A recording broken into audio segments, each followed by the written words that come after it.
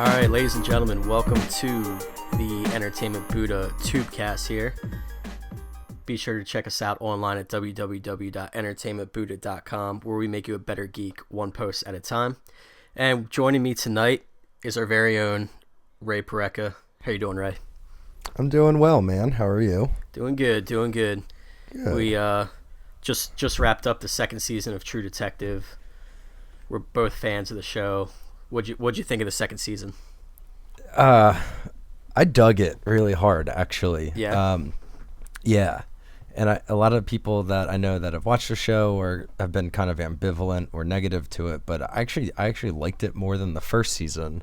Okay. I think it was a slow start and a tremendous like midway to finish, whereas season one to me was like a astounding start and then kind of a slow burn to a kind of lackluster ending. Right. So I like the pacing of this season a lot. I really enjoyed the characters. I thought the narrative, as convoluted as it often felt, was actually kind of compelling when you realize like this guy's trying to tell a story about crime and the people that kind of get entangled in its web. So I liked it a lot, and I think you did too, right? Yeah, for the most part I did. And you had mentioned about the writing. It almost seemed like crime was what brought all the characters together, but the story and the pace of the show was about everyone's past and what they've turned into and what they become, whether they live or die. Yeah, I totally agree. Yeah, because we learned a lot about, maybe some people wanted to learn more, but we learned about, Taylor Kitsch's character, Paul Woodrue, has, a past where he's trying to keep buried. Ray Velcoro obviously has a past, and, same with Annie and Frank too. So there was a lot of focus on the characters' past and how they become, who they are in this show. But overall too, I enjoyed it. There were some slow parts or some parts where you're like not sure what was going on. I was reading a review of one of the episodes, and they were basically like, if you're watching this show and not taking notes, you're gonna get lost. And I was like, that's very true. That's pretty accurate to a lot of it, I think. Yeah. I like your point though that this season, I guess, ultimately was really about the characters and their own, I guess, pasts, which I guess sort of ties back to the first season where I think it was what was it? Russ Cole said, time is a flat circle. Mm-hmm. And what's his name? Nick Pizzolatto, who I think writes and does all the True Detective stuff. I know he has echoed that sentiment like outside of the show, just in reference to his approach on things. So it's interesting to note now that we're, half a week removed from that season finale, that ultimately every character kind of ended on a note that was relevant to their past, or their past kind of defined them in the end. Yeah. So yeah, because I think it's interesting. When, you and I were discussing, who we thought the killer, the guy in the bird mask was. Mm-hmm.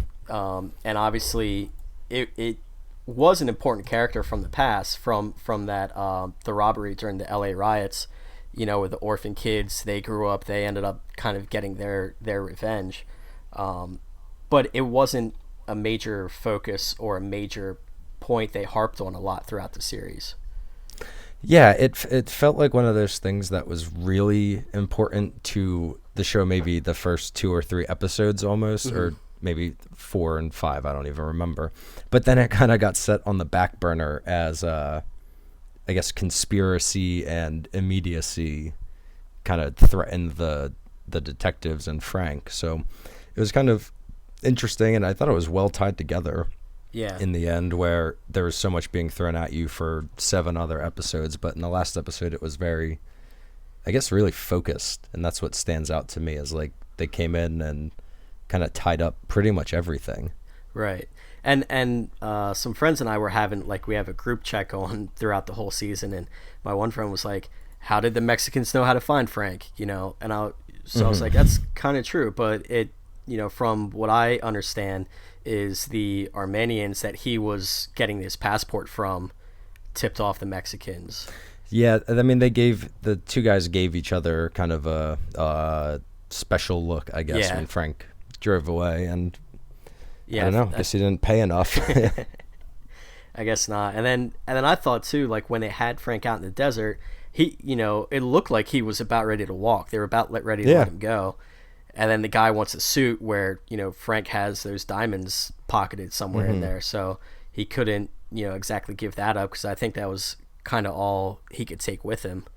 Yeah, So I think Frank, going back to his past, like he's a man defined by the fact that he wants to define himself, coming from his super shitty childhood, and things with his father, going up to kind of getting into the crime, I guess, just so he could make the better life and rise to the top there. And the diamonds clearly are very important in that moment, but I think in a lot of ways too, it comes down to pride is what got him there. Like, well, and that's where I thought too when the guy asked for the suit, Frank got that look in his eye, and at the moment I completely forgot there were diamonds in it.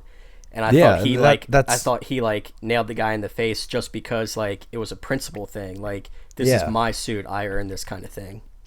And I think it's really it's a testament to, I guess, letting viewers kind of learn about the characters in such a way that the show did, that we can look at it and both ways are completely valid. You could, assume Frank put the diamonds in his butt or in his shoe or something, so he didn't even have them there. But it's completely valid for him to punch that guy, or it's just as correct because he had diamonds in his pocket. So it's good. It's really interesting. Yeah. And the other thing my friends and I were discussing is like why did Ray spend about 5 seconds trying to take the tracker off his car, and then why did he drive into the? I mean, I kind of understand why he drove into the woods because he could try to run and hide, but obviously that didn't work out, and I think he kind of knew that he was. I mean, obviously he knew when he talked to Felicia, that's her name. Yeah, when he talked to her, like he knew that he wasn't getting out of this alive. Yeah. And again, like Frank, I think someone asked him if he was hell-bent on kind of killing himself earlier in the season, and it's interesting that he had that dream after being shot and knocked unconscious that he wound up in the woods there, and in that last episode that tied that up. So I don't know why he didn't try to get the tracker off a little bit more, because clearly he's pretty good at driving a car. Yeah. So I thought it was a bomb for a second. I thought the same thing. I could give some logic to, but realizing it's just a tracker. Yeah, I thought it was a bomb too, and then he kept like hanging around the car, and I was like, all right, he's like leaning against the hood, he's walking around trying to figure out what to do, so I guess it's not a bomb. And then he like opened the door, and I almost like at the time I was still kind of thinking it might be a bomb, so I was still expecting the car just to go up in flames, when he opened the door, but no, I mean that whole scene with Ray and him, on that car chase and trying to get that recording to his son, which we turn out is actually his son. Yeah, which I think surprising no one though. Well, yeah, who followed the entire season at that point. Yeah, I mean, part of me was like, oh, maybe it's too obvious that it is his son. But I mean, I think it was good they did it that way, and then obviously he's got a second one with Becerritas, somewhere in Venezuela or wherever she was heading. But and I guess if her and Jordan hang out, then Jordan has a kid too. Yeah, I think that worked out well. And that last, I guess, sequence when they were walking out into the parade, I thought that was a great little sequence with my boy Nails, the most underrated character of all time, just chilling there and being like, "What's up, ladies? Let's go." Yeah. I would like to see some more of him roughing people up. Clearly, he seems to have like some crazy backstory stuff going on, like with what he was talking to Frank about. Yeah. Something with like getting, I guess, nails pulled out of him or something along those lines. Yeah. So. Yeah, because I think he had one in his eye. I think he said, because I think his one eye was like a glass eye or something. But that's kind of crazy. But and he was just a weird looking dude to begin with. Yeah. So I liked him. but yeah, and then the whole thing with the Chesanis, the Yeah. mayor, the mayor is killed by his own son. His son takes over as mayor of Vinci. Like, he looks like he's the youngest, most eligible bachelor of a mayor, that's ever been seen. Mm-hmm. But What the late mayor Chisani said, his family's a dynasty, and I Yeah. guess it's only fitting that the son rises up to rule. However, he did it. yeah, Yeah. yeah, and I mean, it just goes to show. I mean, kind of like the first season, there's you from TV shows in the past, you expect things to be wrapped up and everything to be, happy ending story. But that's obviously not the case because there's still evil people in power. Mm-hmm. Catalyst, was still, an evil corporation that's up and running and is, alive and well. So Yeah, and like bigger than fathom, like I can possibly fathom, because it seems like, oh man, like some cops are dirty to, it's the whole government to, they have a private like militarized force at their Yeah. beck and call. So I I think the show to continue I think it'll probably follow that trail, if anything, because now, like if you think about it from the Wire standpoint, where the first season to the second season, and that follows like a progressive arc to kind of, you follow the trail of right. corruption, if you will. So maybe it goes that way. I don't know, but I'd like that personally. Yeah, that would be kind of interesting to continue that with new characters next season. Yeah, that, or go back to the first season, because what I liked about the first season was the kind of occult vibe throughout it, which was missing in this one. Yeah. More or less. Well, but and you think you have something with the bird mask, and then it's really just a bird mask. Like, yeah, there's really nothing. There was to it. that, and there was some with the Mexicans and stuff. There was some like Santa Muerte Oh yeah. sort of iconography. Was that I don't even know if that's the right word, but you saw that in Caspier's whatever, his house, the one apartment building, and so like that was kind of prevalent, but clearly I think more just like a thematic piecing than like a whole season wide motif. Yeah, I mean, if you go back and think about this season and like all the events that happened to lead up to the finale, it's just crazy to think about all the different trails they went on. They had the missing person, they had the massacre that they were basically set up for. Yep. Woodrow getting blackmailed. Like, it's just all this crazy stuff that one killing brings them all together, and then everything else just kind of blows up in their faces. Yeah. My heart goes out to Woodrow too, because I don't know, I feel like he kind of got the short end of the stick in some regards, just only because like he was so concerned with his being perceived of like masculine, that man, if he just like was accepted the fact that like, yeah, maybe I am gay, and yeah, okay, there's blackmailed pictures of me with another man, like it's 2015, dude, like people get it by now. Yeah, he'd be fine, and if I guess Bessarides could take a better shot in a crowded train station, be a different season altogether. Well, and I wonder with Woodrow too, is if like his time in the the Black Mountain Ops, is that what they were called? Black Mountain, I get, yeah, something like that. Whatever group he was, military group he was with, or non-military group, whatever it may be. But I almost feel like anything that he did during that time, he's trying to completely avoid now that he's out. Yeah, so like change your life entirely. Yeah, so obviously, his partner, comes back into his life to, quote unquote, check up on him. They have, their little fling, and he's trying to realize like, if I go back to this, it's gonna bring back memories, or it's gonna make me act like, he used to act in in certain ways, I guess. So yeah, he was just trying to push that old life away and start a new one. And he had a girlfriend, he had a kid on the way, he had a terrible mother, but still a mother. But yeah, I was like pissed at him when he got shot. I was like, dude, you just like kung fu'd your way through all these guys, and you can't check corners. Yeah, yeah, I guess he blew it. assumed all the guys that were there were those. I mean, yeah, I don't know. It's just one of those things where I was like, you got to check your corners. Like that's like the first thing they teach you in academy. Well, you and I were talking too after that episode. It's like the second he starts going near that ladder that's just bathed in white light, it's like, all right, well, Yeah. see you later, dude. Yeah. Good job. You're done in a couple of seconds. Which, I mean, yeah, I guess it was a bummer. He did have a kind of interesting character arc where he's just so much better than the other detectives, but I think so much worse in how he sees himself. Yeah.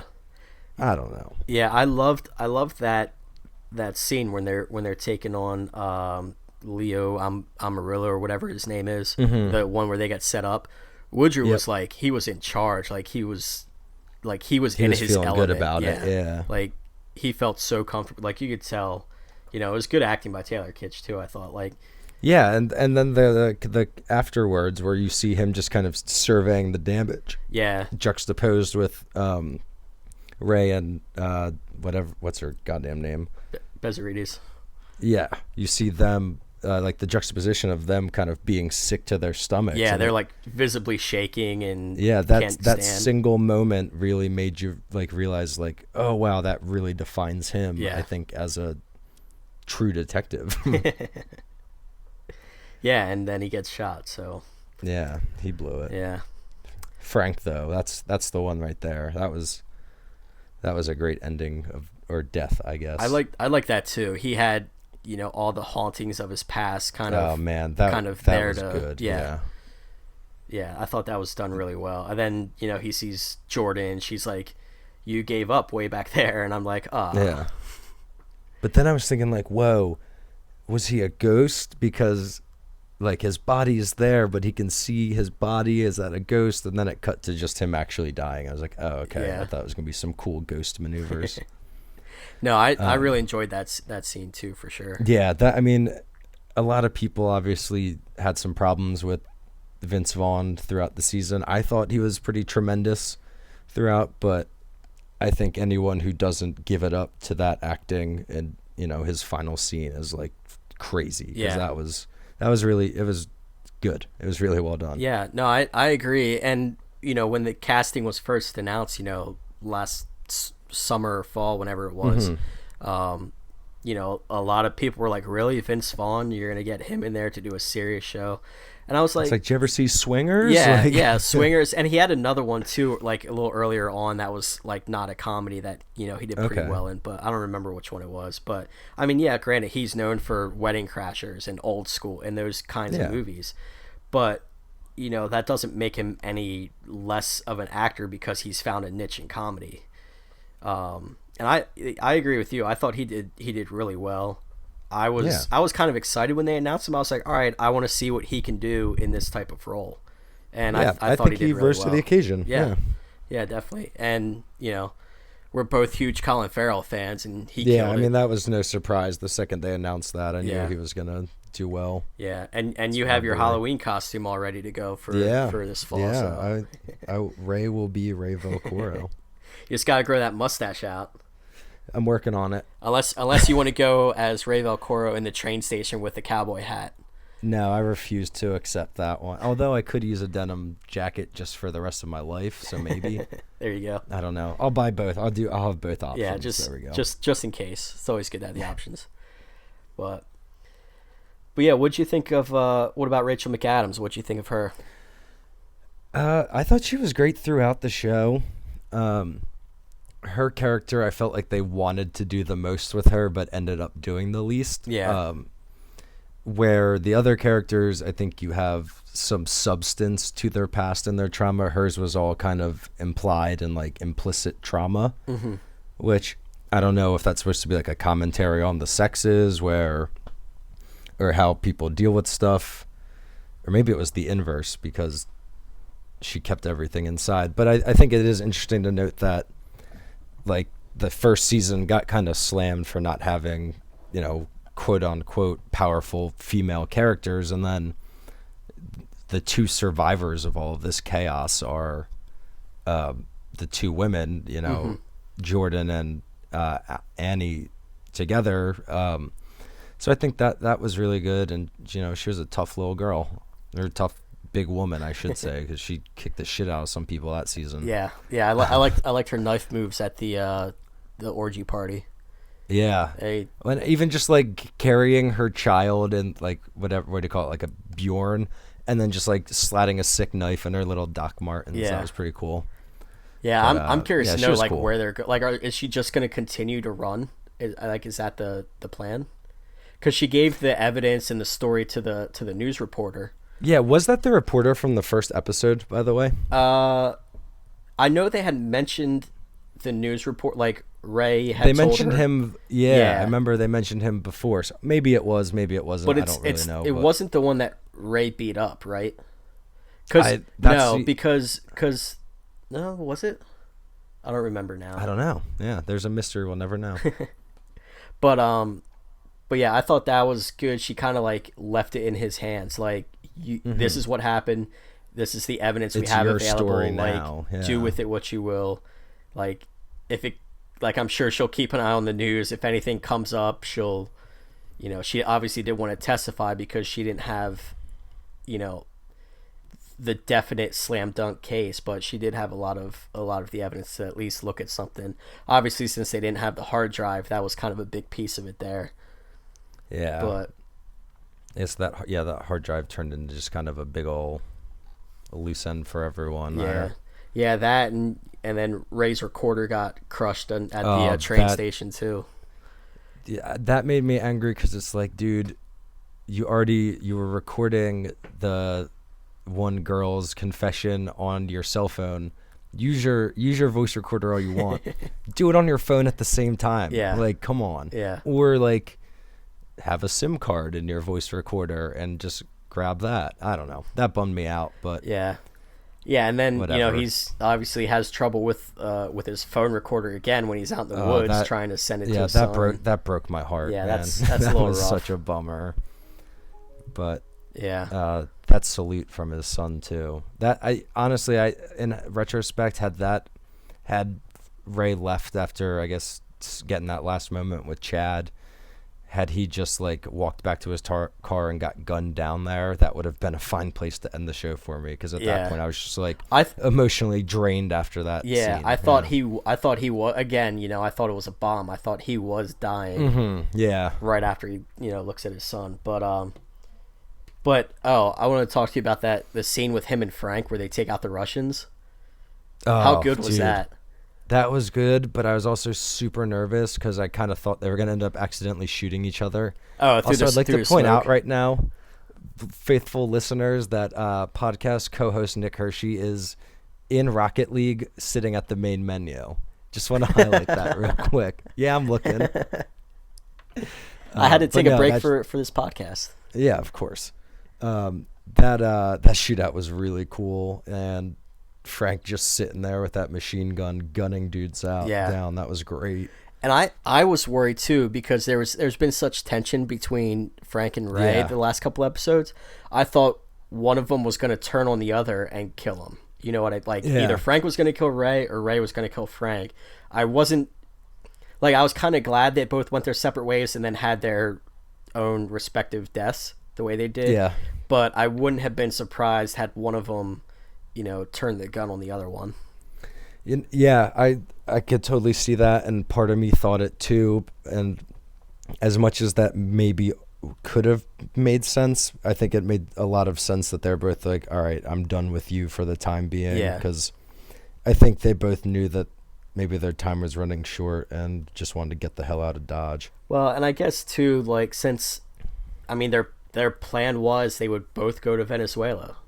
With their better go vacation with each other with their significant others. You know what I mean? Yeah. So, I guess, they didn't want to end that quite this time. But I thought that was kind of funny. They're like, all right, well, you girls, you women go to Venezuela. We'll catch up with you, and then we're gonna go kill some gangsters. Yeah, but I'm glad Frank got to cap Yosef. Oh yeah. Yeah, that guy, I liked him because he was such a thug. But I was happy that he died. I liked how Frank had the machine gun in his hand, but pulls out the pistol to kill him. Yeah, I was yeah, he wanted that bullet. Yeah, yeah, he wanted to make it count, and yeah. I mean, Frank's story was, to me, one of the most interesting throughout the whole series.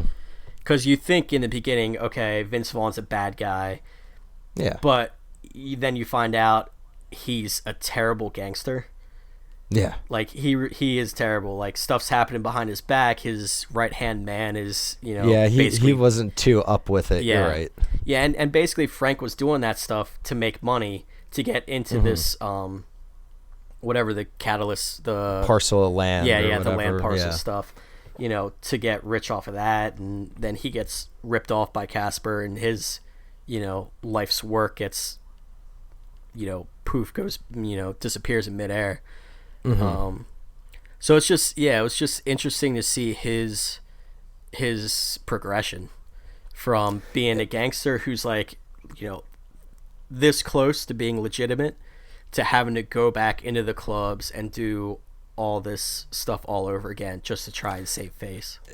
Yeah, and then like I guess the toughest moment is when he and Jordan are in the small house or whatever that they move into, where it's like that's the first time they realize like, holy shit, we're happy. Yeah. And it's like he's so close to like that sticking, and yeah, there's no water stains on the ceiling for him. Yeah, like that was such a I would have loved for that to have been a happy ending for him, but oh well. Yeah. I guess that's the way the True Detective crumbles. So what I mean, obviously I'm sure there's going to be a third season. I'm really curious. I mean, like you talked about, I think it would be cool to kind of pick up this season. I haven't heard anything as to whether that's the case or if they're going to be doing it, completely separate like they did from season 1 to 2. Right. But that'll be interesting to see what kind of direction they go in. Yeah, and I would love to know right now what direction it's going to go in or who's going to be cast or anything like that, but I guess we do need the time off. So yeah, and I wonder if this season's one of those things where a lot of people complained about it and didn't like it because there was so much stuff going on, it was hard to keep track. But like now that people have seen it, if you go back and rewatch it, I'm sure stuff will stick out more and things will kind of make more sense.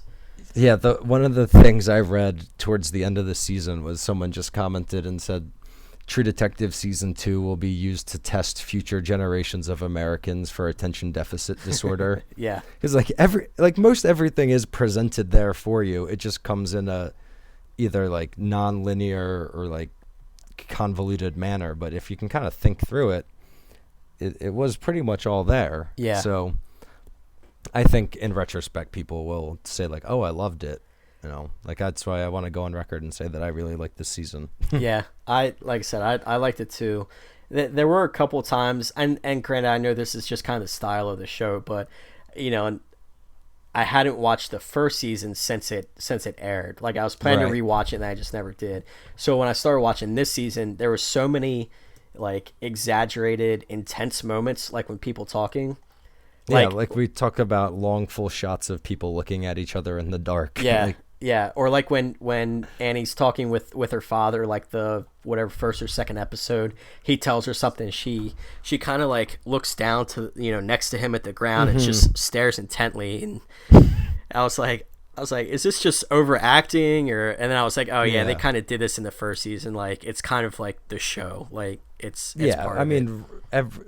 Like people love Russ Cole as a character. There's not a scene if you were to go back and watch it where he's not like yelling or angrily shaking his fists and things like that. Like I think I think it goes a long way to define the characters like we've kind of been talking about. Like emotions in these cops specifically tend to run high, and I think that's just their way of really doing it. I guess showing, not telling as much. Yeah. So I would have liked to have gotten a little bit more background on Annie. Yeah. Like in the episode whatever 5 or 6 where she goes to that party and they spray the Molly into her mouth, and then she has like the flashbacks that I guess she suppressed as a child. It's like it kind of explains a lot now why she is the way she is. Certainly, And yeah. but it kind of would have been nice to maybe learn a little bit more about her past. But Specifically, like her father. yeah, I think there's something very interesting going on with that like never really came to the surface. It was more like, oh yeah, my dad knew these bad people from back in the day. Okay, that's fine. Bye. yeah, So yeah. I was expecting a little more with that too, but yeah, I thought like there's gonna be some. Again, I'm going towards the occult. I'm thinking there's gonna be like some cult stuff going on and sacrifices, but no. yeah. Some Anton Ladeau.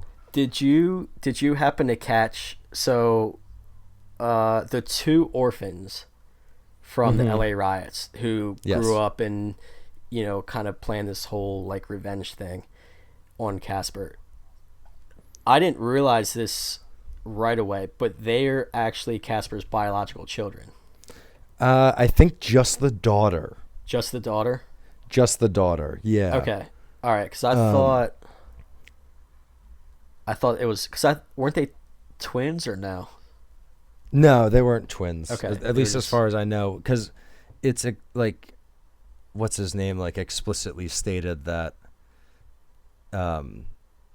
they killed the parents because she knew the mother knew too much and was already pregnant with Casper's one child or unborn child, and she'd already had his one child, which was the daughter, and that's why the photographer dude like freaked out so hard. Yeah. Okay. I had read somewhere that he was a biological father of both of them, but maybe it was just the one. It could be. I got just the one. Yeah. But maybe it was both. Who knows? Yeah. That's just like a little curveball that isn't a huge plot point, but it still like seems like a kind of a big deal. Yeah. No, it certainly adds a little bit to it. Yeah. So, do we ever figure out why they only shot blanks at Velcoro? No. Because before the final episode, you and I hypothesized that the daughter was Felicia, the chick with the scar at the bar, and that she had a thing for Velcoro, and that's why she or her brother shot blanks at Velcoro, so because she didn't want him killed. But obviously that's not the case. So maybe, I don't know. I'm trying to think of why they wouldn't have. I don't. Because he was obviously coming for the hard drive, which they took. Right, and he was clearly a crazy dude. I don't know. Yeah. I guess maybe just so they could have Ray not die 3 episodes. Yeah, that could be. But yeah, I was gonna look that up, see if there are any fan theories, but I didn't really see anything.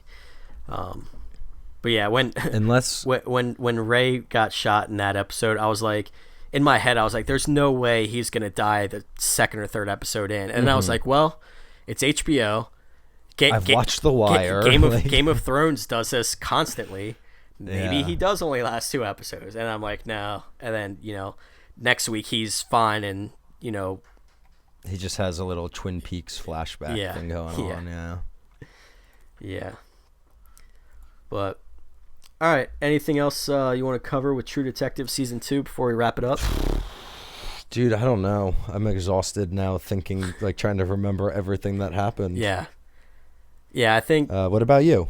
I mean, I think I'm gonna give it another day or two, and then I might start rewatching it just to try and catch up and maybe pick up on some of the things that I missed the first time around. Because there's so many, like you talked about, there's so many conversations that can mean so many things, like either literal or metaphorically, and it's easy to miss when you're watching it the first time through, because you're like, then you're like, oh, that's why he was talking about that. But when you watch it a second time, you can kind of get a feel and get a better understanding for it. So I think I'll probably do that. There's not a whole lot of other TV shows I'm into right now, so it's kind of the dog days of summer for television, just like for video games too, I guess. Yeah, for everything right now. Yeah, but we both did watch Wet Hot American Summer on Netflix.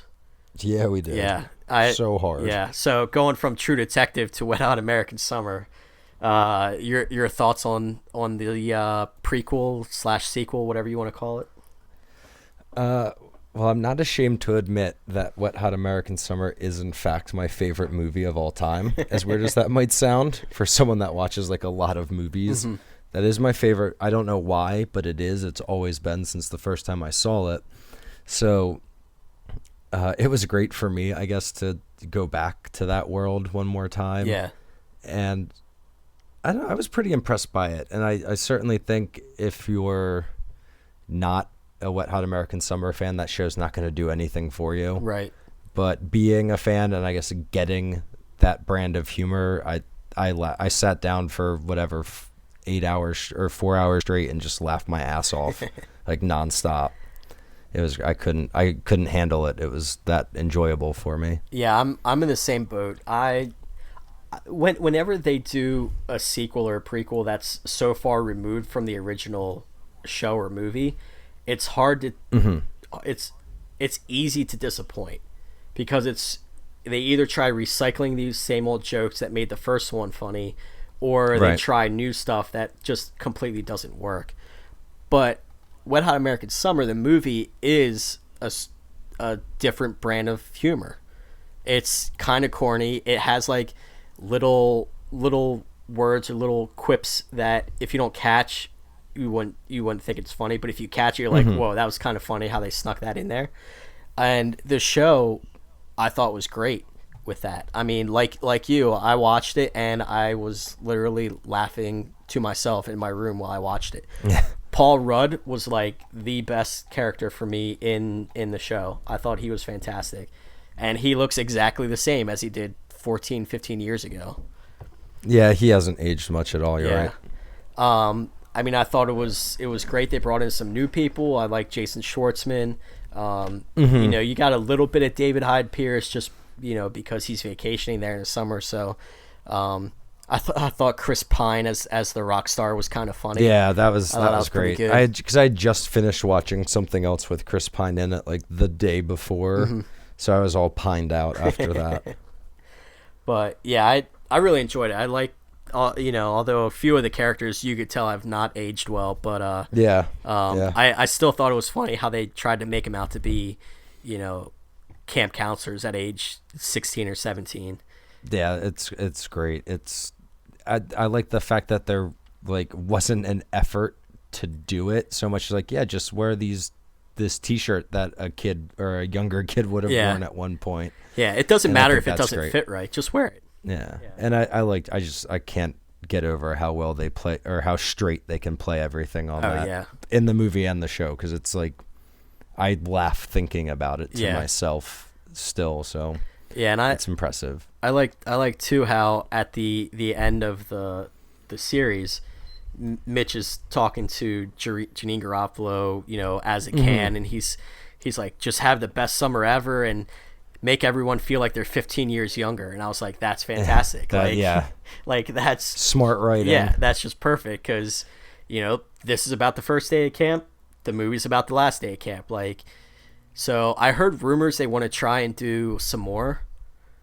No way, really? Yeah, but I don't know. Yeah, it's just going to be one of those things where if people are on board for, you know, the actors are on board for it again, as to whether, I think Michael Showalter was talking about it in an interview somewhere about wanting to do some more, but he didn't say if it would be after the camp, because, you know, you'll remember in the movie, at the end of the movie, they're like, we all need to meet back here, whatever, 10 years from now. And that's something that got fans of the movie excited, like, oh, they're going to do a sequel and it's going to be like 10 years down the road. But obviously that didn't happen. But maybe that's something he works on again, or maybe they just do another, you know, series like they did for Netflix. But yeah, I really enjoyed it. I think 8 episodes is good. Yeah, that was a great amount. Yeah, because it could have easily overstayed its welcome. Yeah. Even as a big fan. Yeah, it's one of those things where it's like you want to hit people with it and then like let them miss it, like once it's over. Yeah, certainly. Yeah, so I thought it was done really well, and that's probably something I'll rewatch here and there too, since they're only like half-hour episodes. I could definitely go back and rewatch that in like a month or 2 from now and just be like, yeah, that was a good show. I wanted to watch the movie the other day, just because I was like, man, I haven't watched this in a month. I better watch it again. Well, and on I don't know if you saw on Netflix too, they have a documentary about the making of Wet Hot American Summer. I did. I saw that. The other day, and I was like, I was watching TV with friends, and they definitely were not feeling a documentary, no matter what it was about. So I was just like, "Come on, guys, please!" And then had to watch Reanimator instead. So I guess I still won, but. Yeah, I would have. I'll probably watch that tonight, actually, before I pass out. Yeah. I have that on my to watch list, so I'm hoping to watch that here in the next week or so. But my buddy watched it. He said it was really good and like entertaining as a documentary too. Mm-hmm. So yeah, definitely check that out. Yeah, I mean they've released that to like no fanfare whatsoever. Yeah. I didn't know it was there if it wasn't at the new releases on Netflix. So Yeah, I had no idea either till my roommate told me. And then like that night I saw it on the home screen for Netflix. But yeah. So any other shows you're into or not really, since kind of a weird time in the summer? I mean, I've been following Ballers and The Brink on HBO. Both of them I liked a lot more when they first started than I do now. And then other than that, I've been watching Mr. Robot on USA. I heard that was really good. You know what? It starts super, super good, and I've fallen out of love with like the narrative since then, but it is a tremendously well shot and symmetrical show. So just for like, I want to find out who, is the director of photography and shake his hand kind of thing. So I really enjoy like the composition of the show. So nice. I watch it for that reason. My girlfriend really likes the show, so I just kind of stare at the scenes and she tries to follow the story. Yeah. Very nice. Leo Fitzpatrick from The Wire is going to be on Gotham now, apparently. Who was he in The Wire? Bubs' friend. Oh, Johnny. Yeah. The dude that can't catch a break and is constantly getting beat up. He's in something else I just watched recently and was like, that's the dude from The Wire. I can't remember what it was now. Oh, he was in Kids. That's right. Okay. Yeah, and that blew my mind when my friend told me that. That's what it was. Yeah. So, what about you? You watching anything? Not really. I mean, like I said, I kind of want to rewatch season 2 of True Detective. Right. I have The Americans I want to start watching.